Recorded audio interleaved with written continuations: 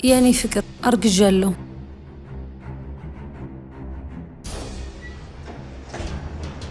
የማይሆን ነገር ነግራ ትዳር የሚፈርስ ዝም ምን ይመስላል?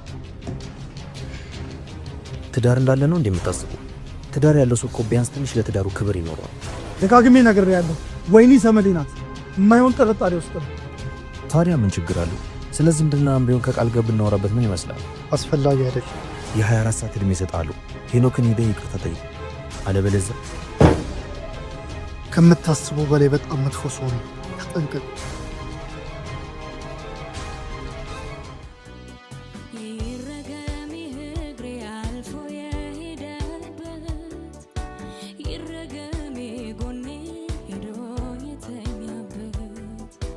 አሁንም የሄኖክ ጉዳይ ነው እየረበሸሽ ያለው? ለምን እንደምትገምተው? የኔ ፍቅር ቢጨንቀኝ እኮ ነው። ለምንድን ነው ሁሌም ፍቅራችን እንቅፋት የማያጣው? ምናልባት ችግሩ አንተ ትሆን? እንዴት እኔ ፍቅራችን ችግር ልሆን እችላለሁ? በጣም እንደማፈቅርሽ ታውቂያለሽ። ታማኝ እንደውክ ግን አላውቅም። ወደ ውስጤ በጣም ብዙ ድምጾች ይመጣል። የኔ ፍቅር አትስመድ። ጎጆአችንን እኛው እናሙቀው። እናሙቀዋል።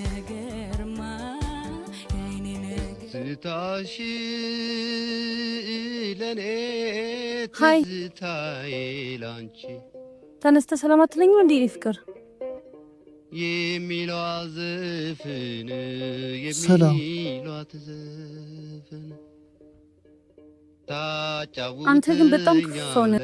ስጠፋ እንኳን የጠፋች ብላ አትፈልገኝም? ልክ ነሽ። መፈለግ ነበረብኝ። አረኸበኝ። ኖ አልቀመጥም። ትልቅ ሰርፕራይዝ ይዤልክ ነው የመጣሁት። ምንድን ነው ሰርፕራይዝ? እሱን ማታ እራት እየበላን ብነግርህ አይሻል? ይሻላል። አዎ 1 ሰዓት ላይ እመጣለሁ። ባይ።